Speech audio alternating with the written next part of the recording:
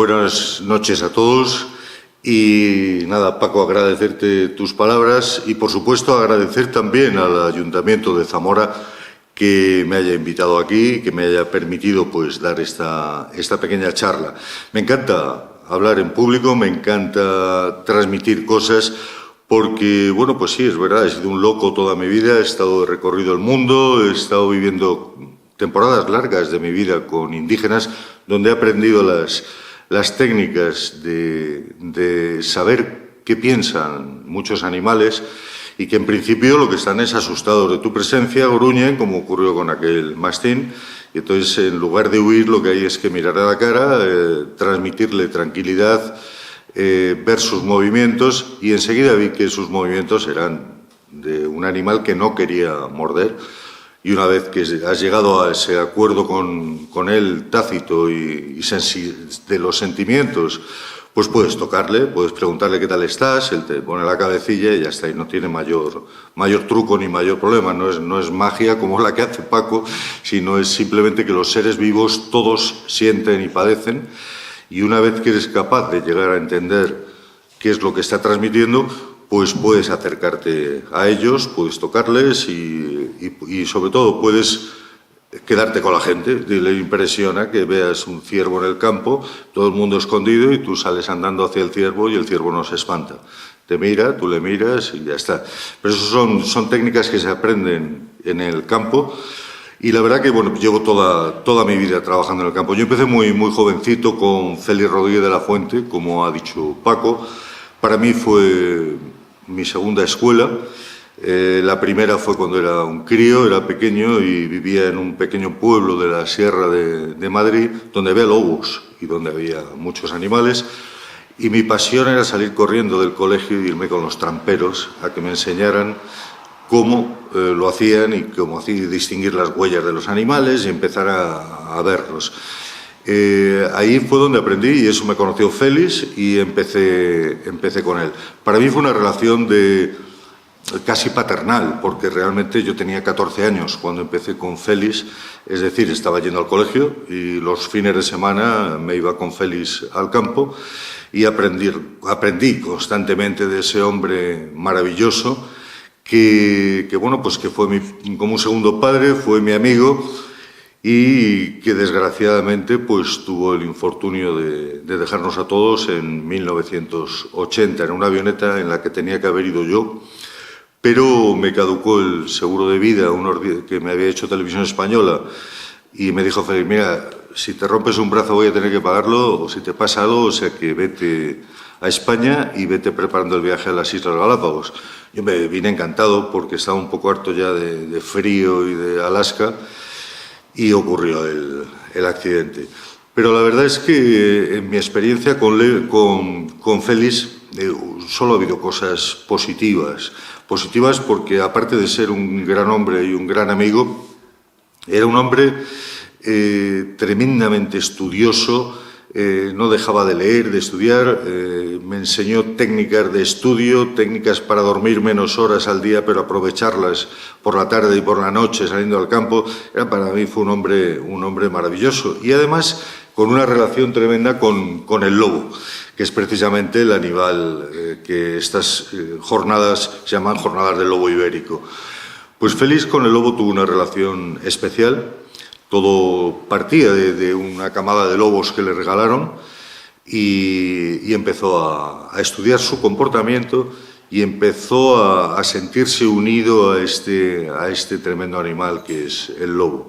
Nos enseñó mucho a todos. Incluso tengo que decir que sus publicaciones sobre el comportamiento del lobo inicialmente fueron incluso alabadas por algún premio Nobel, como fue Konrad Lorenz, que le escribió una carta dándole la enhorabuena por su trabajo sobre el comportamiento del lobo. Pero hay una cosa que últimamente estamos llevándola y sacándola de quicio, llevándola a un sitio que no es el lógico. Yo sé que lo que voy a decir no es del todo correcto, no es políticamente correcto, ni actualmente, ni nunca, pero lo voy a decir porque era la verdad de Félix. Me molesta mucho cuando veo grupos ecologistas con pancartas con la cara de Félix, cuando nadie de la familia con la que tengo un contacto directo, continuo, tanto con la viuda como con las hijas, nadie ha permitido que eso se haga, y lo hacen. Y cuando dicen que Félix no permitía la caza y la muerte del lobo, eso es mentira. Eso es mentira, y lo cuento Félix en un programa de Radio Nacional en el que yo estaba presente con él, pues estaba hablando de la conservación, habló del lobo, habló de la naturaleza, habló de sus cosas, como siempre, con esa voz maravillosa que tenía, no como la que tenemos otros, y de repente llamaron a la radio y le preguntaron, oye, tapando así, hay una llamada, ¿quieres contestar? Sí, ¡pum!, ponen en directo la llamada, y la llamada era de un pastor que le acababan una lobada, le acababa de matar 10 o 15 ovejas, y el hombre estaba hecho una fiera. Porque usted está diciendo que el lobo, porque no sé cuánto. Y Félix, como siempre, soltó una parrafada que aplacó los ánimos de aquel señor enervado y cabreado, y dijo lo que él pensaba, y dijo que el lobo evidentemente tiene que seguir vivo en nuestros ecosistemas, pero en los ecosistemas que pueda seguir, y que el lobo tiene que vivir, evidentemente, y debemos ayudar y colaborar en la conservación del lobo ibérico. Yo soy el primero que muero por el lobo, pero si hay que matar un lobo, si hay que quitar un lobo de una zona porque está haciendo daño al ganado, no hay ninguna duda que hay que matar un lobo. Un lobo estoy hablando, no estoy diciendo de exterminar el lobo, evidentemente, no lo estoy diciendo, pero sí es verdad que cuando se protege exhaustivamente una especie, automáticamente empieza a disminuir. Y dices, pero si eso no es posible, como si tenía algún problema, se lo hemos quitado. No, tenía muchos problemas. Uno de ellos posiblemente era la caza, pero era un problema solo. El resto de problemas es lo que hay que quitar en la naturaleza, lo que hay que eliminar. Estamos contaminando, estamos manchando, estamos destruyendo los bosques de forma bestial, estamos metiéndonos en los ecosistemas donde hay animales y seres vivos que merecen un respeto y merecen una conservación. Y evidentemente hay que compaginar las actividades humanas y las necesidades que tenemos nosotros con la conservación de la naturaleza. Eso es conservación activa. El resto es conservación casi infantil, ¿sabes? Vamos, yo no quiero volver a ver lo que he visto en Bambi, cómo mataban a la madre de Bambi. No, porque la caza es una herramienta, si sabemos usarla, para la conservación de la naturaleza. Yo voy a poner una serie de ejemplos de cómo la caza está contribuyendo, por ejemplo, en la conservación en el área que yo estoy trabajando, que es en el antiguo Parque Nacional de Doñana. Desgraciadamente tengo que deciros que Doñana, que es muy extenso, es un parque muy grande, llega desde la playa de Sanlúcar de Barrameda hasta casi Sevilla, y en esa zona hay un montón de distintos ecosistemas muy ricos y maravillosos para la fauna, tanto para la fauna local como para la fauna estacional que viene en invierno o viene en primavera a criar y tal. Curiosamente, fijaros, Doñana es un sitio ambiguo. Es el norte del sur y el sur del norte. Es el norte del sur cuando en primavera las aves vienen de África del Sur a nidificar y a criar en Doñana. Necesitan Doñana para criar y luego volver a sus cuarteles de invernada. Y en invierno, cuando nos abandonan esas aves que venían del norte del sur, resulta del sur del norte al norte, vienen las del norte al sur. Te vienen los gansos, las grullas, los animales que necesitan el Doñana húmedo del invierno para pasar aquí el invierno. Esa ambigüedad le da una riqueza ecológica terrible y realmente define lo ambiguo y lo raro que es un sitio que en cualquier época del año es necesario para la fauna de dos continentes, África y Europa. Sin embargo, la mala noticia es que Doñana, lo que es Doñana Parque Nacional, los que lo hemos conocido en la época de Valverde, Castroviejo, Delibes, y hemos tenido la suerte de trabajar con ellos allí, ya no existe. No existe. La marisma está seca, el monte está enfermo, los jaguarzales, los jaguarzos, el monte blanco, monte negro se está secando, las dehesas tienen las encinas y alcornoques los tienen enfermos con la enfermedad esta, la seca, que se llama la seca. Doñana prácticamente no existe. Donde queda un retazo de Doñana es en el norte. No en Almonte y en la parte baja de Doñana ni en la playa. sino en la parte norte. Ahí sí todavía quedan pinares densos, quedan poblaciones de animales. Doñana Parque Nacional no hay ningún lince, sin embargo sí los hay en el norte, hay poblaciones de lince. De hecho, donde está mi oficina, a 10 minutos andando, tengo una hembra con 2 cachorros, y sales y todos los días ves al lince, estás allí, está el águila imperial criando, está todo lo totémico, todos los animales importantes están en el norte. Y entonces es donde estamos aplicando técnicas de conservación activa.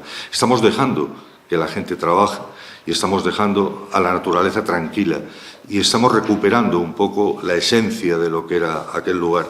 Y lo mismo es extrapolable aquí a Zamora, a la Sierra de la Culebra, a cualquier lugar, a cualquier ecosistema. Y es extrapolable cuando sabes conjugar las acciones humanas, y entre ellas está la caza. Pensemos que prohibimos la caza en España, totalmente, ya no solo la del lobo, sino se prohíbe la caza, porque en el fondo es fácil prohibir la caza. Es fácil ver la imagen de un cazador con la escopeta armado, todo chulo, con un conejo sangrando. Es bastante desagradable. Pero fijaros, en el norte de Doñana, los cotos de caza, de motu propio, sin que nosotros se lo hayamos dicho, pues han hecho majanos, han traído conejos, los han vacunado, les han puesto redes alrededor para que no les puedan atacar los linces. Cuando el majano se está saturando de conejos, les abren unas portazuelas para que puedan salir fuera, empiezan a salir fuera, forman nuevas zonas, colonias de cría, y empieza a haber conejos por todas partes, por todas partes. Cuando me voy a los informes que hacen para medio ambiente de los animales cazados durante el año, han matado 35 conejos y han repoblado 400. Bueno, pues yo creo que está bien. Yo creo que está bien. De hecho, este año mataron una hembra que llevaba un crotal en la oreja, que llevaba 6 años en Doñana criando y fue traída en su día por los cazadores. Si eso lo quitamos, si les prohibimos la caza, ¿por qué esos señores se van a gastar un dinero en hacer repoblaciones de conejos? ¿Por qué van a hacer repoblaciones de perdices cuando la perdiz en Doñana se ha extinguido totalmente y las únicas que quedan son los cotos de caza? No lo van a hacer. ¿Por qué los cazadores van a cubrir los daños que causan los cultivos del norte de Doñana si no puede cazar? No los van a cubrir. ¿Los va a pagar la Administración? Raro que los pague, pero creo que no los va a pagar, evidentemente. Y quien no los va a pagar son los que han ocasionado que se prohíba la caza. Esos grupos de personas bien intencionadas, pero que desconocen totalmente lo que es la vida y cómo se mueve la naturaleza y cómo se mueve el campo. Hace muchos años, estando con Félix, estuvimos en una convención de conservación de la naturaleza. Yo no entendía ni papa del alemán que hablaban allí, ni Félix tampoco, y nos pasaban los informes. Y había un informe que terminaba con una frase que fue con la que se acuñó en el Congreso, que es usar para conservar. En el fondo nos llamó mucho la atención y Félix me dice, pues mira, en el fondo es cierto, porque tú nunca puedes obviar los beneficios hacia el ser humano en bien de la naturaleza. Tienes que saber conjugar las cosas, las acciones, para que la naturaleza sea beneficiaria de los beneficios que tiene el hombre. Es totalmente distinto el planteamiento. Pero para eso hay que ir a esos congresos. Estos señores que en un ordenador dicen, pobre conejito, mira lo que ha hecho un cazador, están haciendo mucho daño. Están haciendo mucho daño a la naturaleza y las administraciones públicas deben darse cuenta que realmente con quienes tienen que hablar son con los que están en el campo, con los que saben de naturaleza, y entre ellos están, evidentemente, los cazadores. Sintiéndoles, no soy cazador, ni soy cazador, ni me gusta la caza, lo digo totalmente en serio. ¿Qué acciones más han hecho sectores cazadores y han propiciado? Pues fijaros, hace unos años la mancha húmeda, lo que eran las lagunas manchegas, se estaban empezando a desecar y eran los cazadores los que mantenían los niveles de agua de esas lagunas, lo que propiciaba que las aves migratorias de Europa, sobre todo, especialmente, utilizaban la mancha como zona de paso o como zona de invernada. Tanto patos como limícolas, como otras aves más pequeñas de vegetación palustre que se quedaban por allí y estaban, nosotros las anillábamos con redes. Los cazadores daban una cacería al año de patos y de gansos. Mataban un número determinado, pero allí seguían esas lagunas. Se les empezó a limitar la caza y se les empezó a prohibir. Y evidentemente ya no tenían por qué llenar de agua aquellas lagunas, porque su actividad que hacían como lúdica era la caza, y si no podían salir a cazar a las lagunas, pues las lagunas se iban secando. Se perdieron muchísimas lagunas manchegas. Hoy en día me parece que están en el 20% del número de zonas húmedas que tenía Castilla-La Mancha. Y bueno, esperemos que se empiecen a recuperar, evidentemente de nuevo. En aquellos momentos que ocurrió eso, nos dimos cuenta que en Andalucía la malvasía, que es un pato de pico azulado, cabeza blanca, es una preciosidad de patito que levanta la cola. De hecho, en inglés se llama el pato de la cola levantada, stick-tailed duck. Y empezamos a ver que descendía hasta el punto que solo quedaban parejas reproductoras en una laguna de Córdoba, la laguna de Zóñar, y otra pequeña laguna que se llamaba la laguna de Terry, donde quedaban 2 o 3 parejas, muy poquitas. Hablamos con las administraciones en aquel momento que había, y bueno, sí, evidentemente, fenómeno, pues vamos a hacer un proyecto de recuperación de la malvasía, vamos a ver tal cual, pero vamos a empezar, claro, el proceso hay que hacer el proyecto, hay que pedir el dinero, hay que reservarlo, hay que no, si es que no hay tiempo, si es que las malvasías se van a extinguir en España. Pues no sé qué. Total que con Félix y de forma ilegal llamamos a los ingleses de Slimbridge, que tienen un criadero de malvasías para animal ornamental en las lagunas pequeñas de los chalés y de la gente de allí, que tiene un charquito y tal, y vete su malvasía y tal. Y le dijimos, ¿de dónde proceden esas malvasías? Dice, todas de Andalucía, todas de España. Digo, ¿todas? Pues perfecto y tal, pues ¿nos podéis dar huevos? Y dice, sí, hombre, claro, de la primera puesta que hagan, se les quita y hacen una segunda. O sea que no os preocupéis, os damos. Nos dieron un montón de huevos, ya teníamos preparado en el campo unas incubadoras, sacamos aquellos patitos, pum, pum, pum, y sin encomendarnos a Dios ni al diablo, cuando las malvasías sabían volar, y ya en los grandes jaulones que teníamos con agua, con una jaulita, una piscinita con agua, pues cogimos esas malvasías y las soltamos. A la siguiente primavera había 300 parejas criando en Doñana.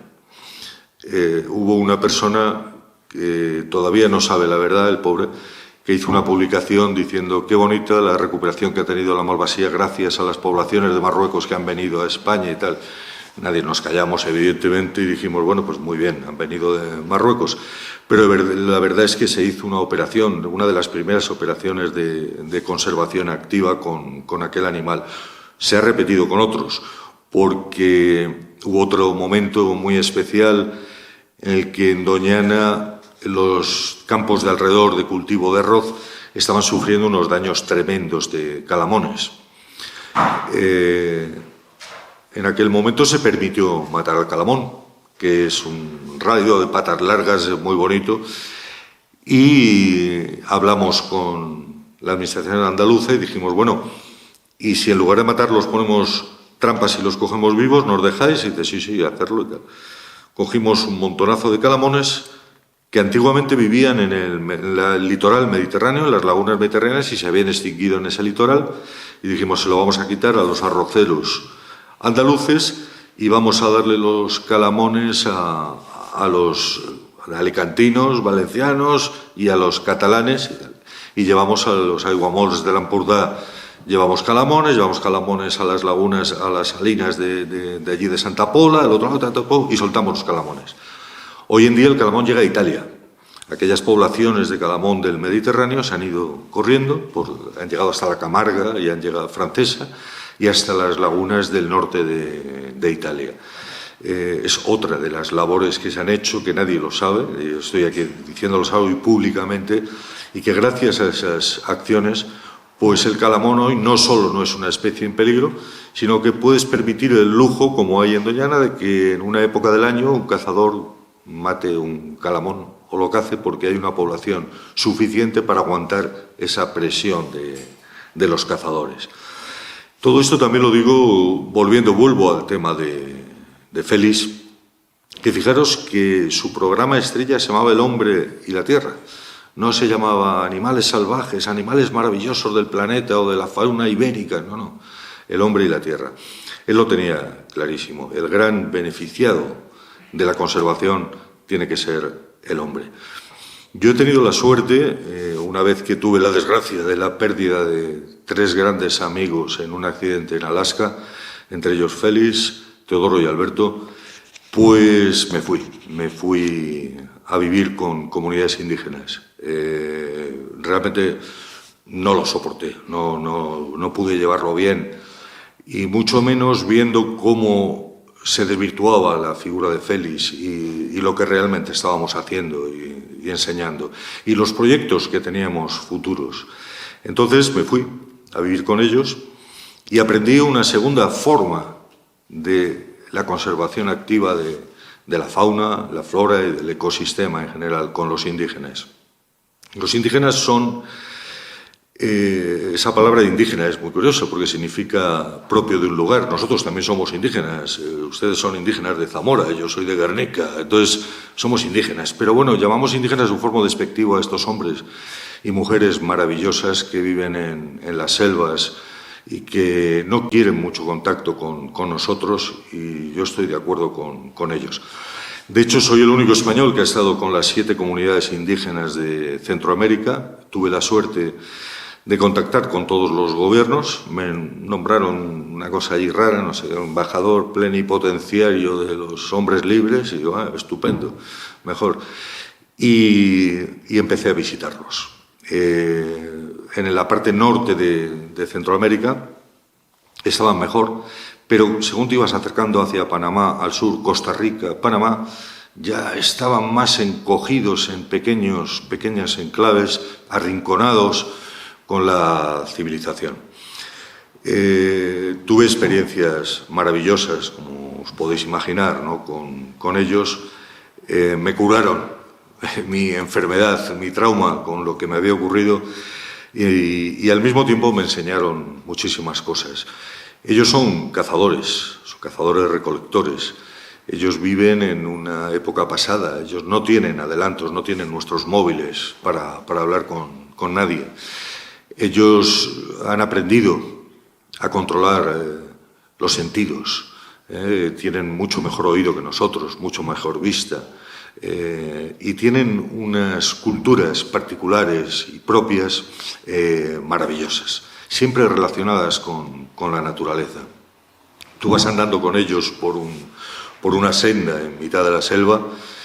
Evidentemente, por prudencia vas el último, y eso les hace mucha gracia. Nunca te gusta ir el primero, ya no vais vosotros, los primeros van ellos, pum, pum, y te señalan un sitio, tú miras, no ves nada, dice, ¿qué es lo que hay? Dice, no, hay una serpiente venenosa, retírate un poco, y te retiras y dices, ay, bueno, pues me retiro, ¿no?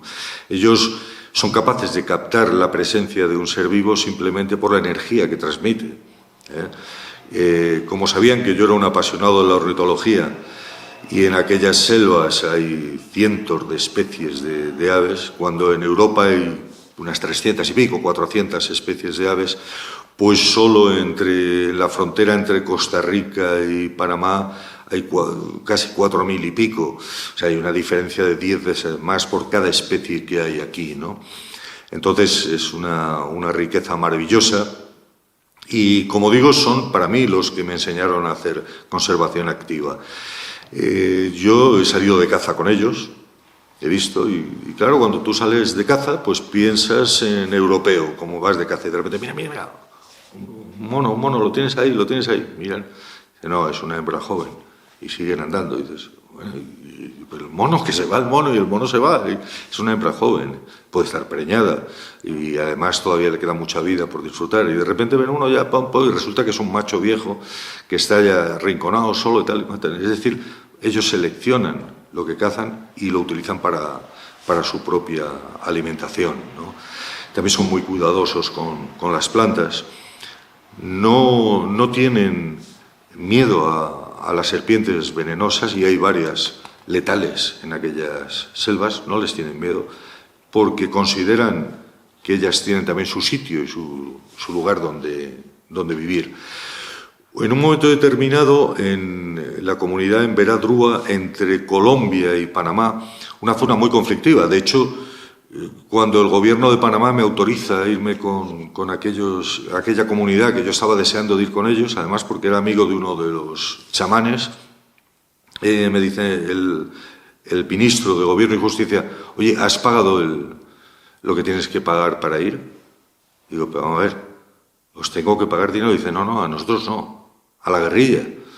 Digo, pues no. Dice, pues mira, vete a Medellín, a esta dirección, llama a la puerta y diga que quiere pagar y estar unos días.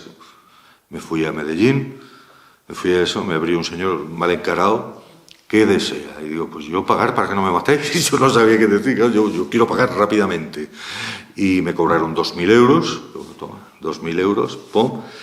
Y me dicen, tienes hasta el día tal para estar allí y no te preocupes que ya te irán a visitar. Efectivamente me fueron a visitar un señor maleducado y lleno de pistolones y de armas rarísimas. Tal, me dijo, hola Carlos, ya sabemos que has pagado, pero acuérdate que dentro de 4 días te tienes que largar. Pero aquella temporada que estuve en esa parte profunda de la selva del Darién, pues tuve también muchísimas experiencias positivas con estos indígenas, porque además coincidió que en la ciudad de Panamá se hacía la reunión de jefes iberoamericanos, todos los presidentes de los países iberoamericanos iban allí. Entonces le dije a la comunidad, venga, reunión todos en la choza. Ellos se reúnen en una choza para hablar, contar cuentos, leyendas y tal. Digo, reunión en la choza que tengo que hablaros una cosa. Se reúne toda la comunidad, mujeres, niños, ancianos, todos allí. Digo, mirar, los mandamases, la gente que más manda en todos los países iberoamericanos, se reúnen en la ciudad de Panamá. Yo puedo conseguir del Gobierno y Justicia, del Ministerio de Panamá, que me acrediten para ir a esa reunión. Y yo voy a hablar de vosotros. ¿Qué necesitáis? Que nos dejen en paz. Y digo, bueno, pues que vuestras fronteras las respeten, tanto los que siembran droga, cocaína, como los que están de guerrilla en la parte de Colombia. Venga, territorios, vale, más cosas. Pues nada más. Digo, ¿cómo que nada más? ¿Y cuánta gente del poblado muere por picadura de serpiente? Dicen 3. Digo, pues vamos a pedir vacunas antiofídico todos los años que nos den. Dice, vale, pues pide 3 vacunas. Digo, vamos a pedir más, no vaya a ser que este año haya mala suerte y le piquen a 4 o 5. Vamos a pedir una cajita. Muy bien, estupendo. Y se reían todos. Va a pedir una caja, qué maravilla. Tal. Vale, ¿alguna cosa más? Y tal. Dice, no, nada más. Digo, bueno, los niños tienen de los pólenes, de las millones de flores que hay y plantas en la selva, digo, tienen unas legañas y se les irrita los ojos. Vamos a pedir un colirio oculosedante que les deje tranquilito el ojito y que puedan estar los niños. Vale, pues pide un cacharrito. Y digo, ¿cómo? Pues le pedimos otra caja. Total, que me fui a la ciudad. Me fui primero al ministerio. El ministerio me acreditó como embajador de la comunidad. Y digo, estupendo. Y me fui a la ciudad de Panamá. Llegué y lo único que le pedí a la comunidad, digo, quiero 2 guerreros ataviados con el uniforme vuestro, que es nada más que una especie de pantaloncito que llevan, nada más, colgando, y lo demás desnudos, con lanza. Digo, quiero que vengáis de guardaespaldas conmigo. Y además, no sabéis hablar español. Hablarme solo en emberá. Que yo entiendo algo, pero si no os entiendo, os voy a contestar una chorrada. Vosotros lo aguantáis, lo que yo diga. Pero veniros conmigo detrás y tal. Total, me los llevé a la ciudad de Panamá, me llevé 2 guerreros, 2 bestias, y me fui al palacio donde se celebraban las jornadas. Yo llegué allí y, claro, un guarda con el casco blanco y la metralleta me dice, ¿dónde vas? Y digo, embajador. Vengo de embajador y ya estoy autorizado para entrar. Dice, sí, usted sí, pero esos no. Y digo, ¿cómo que no? Si son mis guardaespaldas. Y en ese momento, por la puerta de al lado, pasó Fidel Castro con 2 señores, con 2 metralletas asomando así, mirando para todos los lados. Y digo, mira el barbas ese. Le digo, guarda, mira el barbas ese, que lleva 2 tíos con metralleta. Dile que no pasen los tíos con metralleta. Y dice, hombre, es Fidel Castro. Y digo, bueno, ¿y qué? Yo estoy representando a la nación en verano. Este representa a Cuba. yo estoy represando. No, que no puedes pasar, de verdad que no puedes pasar. Pasó Aznar, José María Aznar, cuando le dijeron que había un loco español con unos guerreros, hizo, uy, madre mía, qué vergüenza, se tapó y no me quiso ni mirar. Y yo seguí allí dando por saco y diciendo, vamos a ver, que yo quiero entrar, que no sé qué, no sé. Total, que de repente uno de los guardaespaldas de Fidel Castro sale y dice, que dice el comandante que qué quieres. Digo, pasar. Dice, no te van a dejar pasar. ¿Que qué quieres? Que te lo consigue. Y digo, pues dile que quiero que toda la prensa venga para acá y voy a hablar a la prensa. Vale, bueno, muy bien, venga, pues dale. Se metió y al ratito empiezan a salir fotógrafos y digo, chicos, en emberato el rato y quietos aquí a mi lado, los dos al lado mío y tal. Y nada, me puse a dar un discurso allí sobre aquella gente libre de la selva del Darién, los periodistas tomando datos de lo que yo estaba diciendo de ellos, y al final dije, necesitamos, evidentemente, pues por lo menos suero antiofídico, una caja y una caja de colirio, y además necesitamos que los territorios, las fronteras que están estipuladas por ley para las comunidades indígenas se respeten y que sea el propio ejército de cada país el que defienda esas fronteras, que no pasen ni cocainómanos ni tampoco guerrillas. Y todo se tomó datos. Oye, pues conseguí la cajita, me trajeron una cajita de otro, me lo dieron todos, los dos chalaos que llevaba yo encantados dando saltos, que muy bien, va, fenómeno, tal. Y conseguí que durante un tiempo se protegieran las fronteras de esta comunidad, ¿no? Y fue maravilloso, podéis imaginar que me quieren muchísimo. De hecho, tengo una choza que hace muchísimos años ya que no voy por allí, pero bueno, tengo mi choza en el pueblo. Hacen unas construcciones preciosas como palacitos con un techo de brezo, que además, bueno, pues las hacen en un momento. Yo no sé cómo hacen, cortan toncos, pum, pum, pum, se ponen unos constructores maravillosos, y con una cultura que sigue viva y que creo que nos enseñaría a todos muchísimo de lo que es la conservación activa. Quiero también hablar de cuáles son los grandes errores que hemos cometido los conservacionistas, mea culpa, también en este país. Y hay un ejemplo que me gusta mucho, que además lo he hablado mucho con Miguel Delibes, hijo, y padre también lo hablé en su día, pero con él, cuando llegó a Doñana. Cuando aterrizan en Doñana ya como parque nacional, pues claro, estábamos todos muy crecidos. Por fin se iba a conservar Doñana. Y entonces Miguel era el encargado del lince. En Doñana, en la zona que lindaba entre el Monte Blanco y el Pinar, había unas zonas donde la gente de los pueblos del contorno de Doñana quitaba el jaguarzo, hacía una especie de círculo, no muy grande, como esa habitación sería el círculo, apilaban leña, hacían una especie de montaña de leña y la quemaban de forma anaerobia, la tapaban con tierra y eso iba ardiendo. Ahí se hacía un carbón vegetal que era muy utilizado en los braseros y era muy utilizado por la gente del lugar. Era un negocio para esta gente, tenían se llamaban el cisco, lo llaman allí, tenían sus rodales de cisco permitidos. Claro, cuando llega un biólogo insigne como es Miguel Delibes, dice, bueno, lo primero, esto prohibido. ¿Qué prohibido? No, pero hombre, tal, no sé qué, no, prohibido. Y se prohíbe el cisco.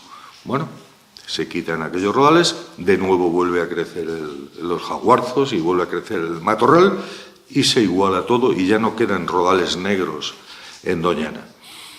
De repente se da cuenta Miguel Delibes que los territorios del lince que tenía controlados empiezan a ser mayores, con lo cual hay conflicto, porque ya empiezan a chocar un territorio con otro, un macho con otro, se expulsa o se matan en las peleas. Y ya este macho y esta hembra se va y tal. Empiezan a ser muy grandes los territorios, lo que hace que haya menos linces en la zona, en el corazón de Doñana. Y se da cuenta de por qué. En aquellos rodales que se hacían negros, cuando estos señores quitaban lo negro, todo el carbón vegetal, cuando lo quitaban y se lo llevaban en sus carros, la vegetación empezaba a salir poquito a poco. Y era donde iban los conejos a comer. Entonces los linces podían ir ocultos entre la vegetación, acercarse mucho a los conejitos que estaban comiendo esos brotes nuevos en una zona donde estaba enriquecida con el carbón y estaba como abonada con esa madera podrida que había en el suelo, y entonces cazaban muy fácil el conejo. Cuando mataba un conejo, ese lince ya no necesitaba ir a otra zona, se volvía a su territorio. Tenían territorios pequeños, y tenían territorios pequeños donde había rodales de cisco. Cuando se quitan los rodales, el lince no puede cazar conejos, nada más que en terreno abierto.